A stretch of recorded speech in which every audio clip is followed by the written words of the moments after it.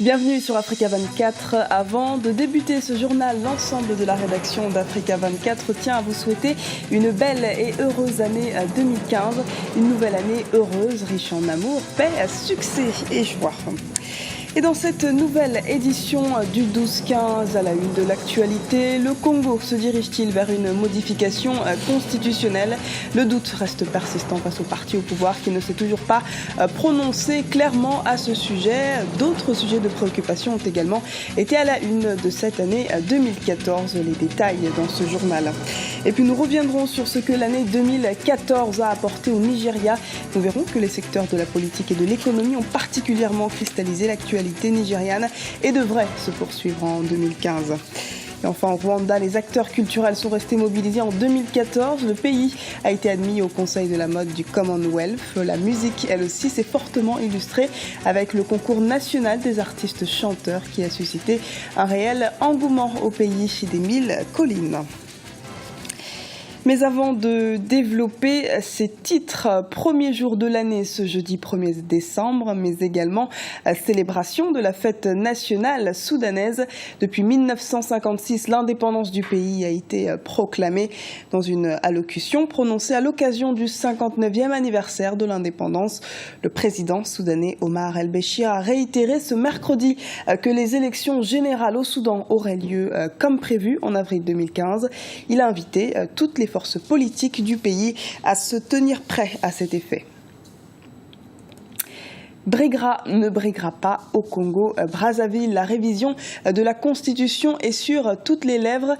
Certains soupçonnent le président Denis Sassou Nguesso de vouloir sauter les verrous de l'âge et de la limitation des mandats. Le chef de l'État, à l'occasion de son discours à la nation de ce 31 décembre, s'est vaguement exprimé sur ces accusations. Reportage de Prince Bafolo, notre correspondant à Brazzaville. Le débat sur le changement ou non de la Constitution, la célébration des 10 ans de la municipalisation accélérée, la tenue des élections locales sont entre autres sujets qui ont fait l'actualité en 2014 au Congo. La municipalisation accélérée a fêté ses 10 ans cette année. Lancé en 2004, ce concept couplé à la fête nationale vise à doter le pays en infrastructures. En 10 ans, 9 des 11 départements que compte le Congo ont déjà bénéficié de stades, d'aéroports, de routes, de logements sociaux et bien d'autres infrastructures. 10 ans après, il y a une véritable appropriation populaire de ce phénomène. Parce qu'en 10 ans, on peut dire que l'arrière-pays a été véritablement doté d'infrastructures que lui manquait tant. Le débat sur le changement ou non de la Constitution du 20 janvier 2002 est le sujet qui a le plus défrayé la chronique au Congo. Majorité et opposition restent toujours divisés sur la question. Pour les premiers, ce texte élaboré au lendemain de la guerre du 5 juin 1997 correspondait à un contexte donné et ne répond plus aux exigences de la marche vers l'émergence du pays. Mais pour les défenseurs de la loi fondamentale, il s'agit simplement d'une manœuvre pour maintenir le président Sassou au pouvoir. L'actuelle constitution limite le nombre de mandats à 2 et empêche les candidats de plus de 70 ans de se présenter. 2 verrous pour Denis Sassou Nguesso, qui fête ses 73 ans en 2016 et va achever son 2e mandat. Pour dépassionner le débat, les partis du centre appellent au dialogue national. Nous avions approuvé favorablement l'idée initiée par le président Jean-Michel Bokamba-Yangouma parce qu'il va dans le sens du dialogue politique et du dialogue national. Sur le plan politique, 2014 marque aussi la tenue des élections locales qui ont permis d'élire 860 conseillers départementaux et municipaux dans tout le pays. 2014, c'est aussi l'année du développement considérable des petites et moyennes entreprises. L'un de ces acteurs a même honoré le Congo lors de l'édition 2014 des Titan Building Nation Awards en Afrique du Sud. Je dédie ce prix à la génération future pour que cette flamme passe de génération en génération à partir de maintenant. 2015 augure de jours meilleurs pour l'entrepreneuriat au Congo. Tourné vers l'émergence que les autorités comptent atteindre d'ici 2015, le pays attend de voir l'achèvement de ses principaux chantiers. Mais au-delà de toutes les aspirations, les Congolais restent attentifs à l'actualité politique et notamment sur le changement ou non de la Constitution. Stratégie commune pour la paix dans le nord du Mali. Les principaux mouvements d'opposition se sont réunis ce mercredi à Bamako. Les partis d'opposition demandent une nouvelle fois au gouvernement d'organiser une table ronde les associant avant la reprise des négociations. Les pourparlers entre le gouvernement malien et les groupes armés présents dans le nord doivent, eux, reprendre dans le courant du mois de janvier à Alger. Il s'agira alors de discuter du texte proposé par la médiation sur lequel les partis maliens d'opposition souhaitent pouvoir faire leurs propres remarques. Au Nigeria, la menace terroriste de Boko Haram persiste sur le territoire. On se souvient encore de l'enlèvement des jeunes lycéennes de Chibok ou des multiples attaques à la bombe, notamment au nord du pays. Parallèlement, le Nigeria se prépare activement à la tenue des élections générales de 2015 et aux autres défis qui l'attendent. Reportage de Cheryl Yewatawema, notre correspondante au Nigeria, commenté par Ibrahim Ndiaye. Plus de 18 mois d'état d'urgence et la menace Boko Haram plane toujours sur le Nigeria. En avril 2014, la secte a enlevé plus de 200 lycéennes à Chibok, dans le nord-est du pays. Ces jeunes filles sont restées introuvables jusqu'à aujourd'hui. Les rencontres internationales, les initiatives privées et même les négociations n'ont pas permis leur libération. Le cessez-le-feu ne vient pas arranger la situation, car c'est un moment où nous semblons avoir fait beaucoup de chemin. Lorsque des terroristes viennent avec ce genre d'idées, alors sachez qu'il y a quelque chose. Ce qui est bien, c'est que nous nous rapprochons du but. Nous pouvons vaincre Boko Haram, mais nous devons rester vigilants.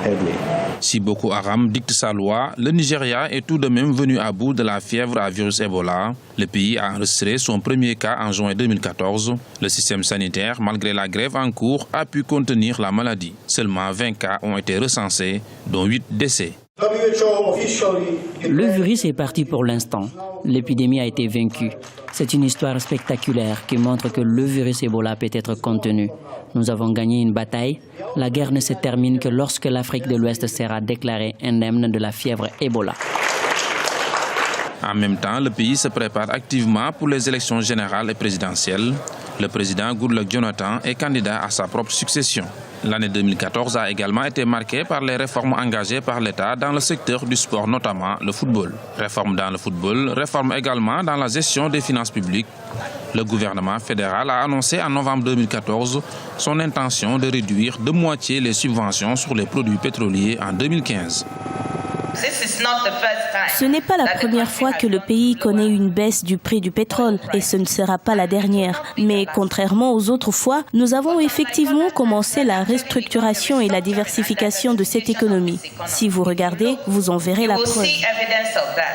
Selon le gouvernement, la baisse constante du prix du pétrole le contraint à réduire les ambitions de son budget. Dans son programme, il envisage de poursuivre la réduction de la subvention du pétrole jusqu'en 2017. Nous venons de le voir, le contexte sécuritaire du Nigeria reste préoccupant. Ce mercredi, un attentat a eu lieu à Gombe, dans le nord-est du pays. Une femme munie d'une ceinture d'explosifs a déclenché une bombe dissimulée sous son hijab devant la caserne militaire de Bolari. Aucune autre victime n'est à déplorer. Rappelons tout de même que l'État de Gombe a été le théâtre de plusieurs attentats attribués au groupe islamiste de Boko Haram ces derniers mois. Cette même caserne avait déjà été visée en juillet dernier. Le 31 décembre marque la fin d'année, mais également le traditionnel discours à la nation des présidents, à l'instar du chef de l'État burkinabé. L'élection présidentielle qui doit se tenir en 2015 était au cœur de son discours. Autre fait majeur de cette déclaration, l'ouverture de dossiers judiciaires ainsi qu'un audit général de l'administration publique pour plus de transparence. Reportage de Wendiam Valentin Compaoré, notre correspondant au Burkina Faso. Dans une allocution télévisée, le président Michel Kafando a présenté ses vœux pour l'année 2015 au Burkinabé. Un message au cours duquel des décisions ont été prises, notamment le recrutement massif de personnel sanitaire, ainsi que la tenue prochaine des États généraux de la justice. En 2015, le Burkina Faso attend 3 élections, présidentielles, législatives et municipales. Le président Kafando annonce la tenue effective de ces élections dans 10 mois. Il souhaite l'aide des forces vives de la nation pour la réussite de la transition. Nos différentes rencontres avec la CENI ces derniers jours permettent d'envisager des projections qui rendent possible l'organisation du scrutin dès le début du mois d'octobre 2015. Reste à préciser, lors de nos prochaines rencontres en janvier, le type de couplage pour les élections et l'épineuse question de la participation des Burkinabés de l'étranger. Sur le plan des poursuites judiciaires, le président Kafando a annoncé l'ouverture des dossiers Sankara et Norbert Zongo. L'État a décidé de donner des moyens à la famille du président Thomas Sankara pour procéder aux travaux de prospection de sa tombe. S'agissant de l'affaire Norbert Zongo, comme cela a déjà été dit, nous faisons table rase du passé. Le dossier est réouvert avec de nouveaux hommes. Lors de cette première présentation de vœux, le président de la transition, Michel Kafando, a annoncé la levée de la suspension qui pesait sur des partis politiques de l'ancienne majorité. Autre annonce, la Commission nationale de réconciliation, seul organe de la transition à n'être pas encore fonctionnel, sera bientôt instituée. Culture à présent, les acteurs culturels rwandais ont rayonné en 2014. Stylistes, chanteurs, peintres et autres se sont tous illustrés dans différents domaines. La mode et la musique ont particulièrement tenu en haleine les Rwandais au cours de Nalé, comme nous le montre ce reportage d'Olive Adjakotan, notre correspondant au Rwanda. L'actualité culturelle a été riche en couleurs en 2014 au pays des 1000 collines. Le secteur de la mode vient en tête. Une dizaine de défilés organisés pour valoriser les talents des stylistes locaux. Le Rwanda a même été admis au Conseil de la mode du Commonwealth. Toutefois, des défis infrastructurels restent à relever. Kigali Fashion Week a pris de l'envergure aujourd'hui, donc nous avons besoin de grands espaces et des partenaires pour nous financer. La musique aussi s'est illustrée de fort belle manière en 2014. Le concours national des artistes chanteurs de cette année a suscité un réel engouement au pays des 1000 collines. Djepoli a été le lauréat de cette édition. La musique rwandaise connaît une renaissance aujourd'hui. Les artistes locaux sont en train d'évoluer. Ils sont en train d'apprendre à bien faire le live. Ils apprennent à comment se comporter en tant qu'artiste et comment tenir une performance sur scène et devant un grand public comme ça. Donc je crois que c'est ça qui fait vraiment la différence. Didier Awadi, l'une des stars mondiales de la chanson, a même fait un tour au Rwanda durant cette année. En 2015, la vedette Stromae pourrait donner un spectacle au pays des 1000 collines. Ce journal a été réalisé par l'ensemble de la rédaction. Nous vous remercions pour votre fidélité. Retrouvez dans un instant une nouvelle édition du 12-15 sur Africa 24.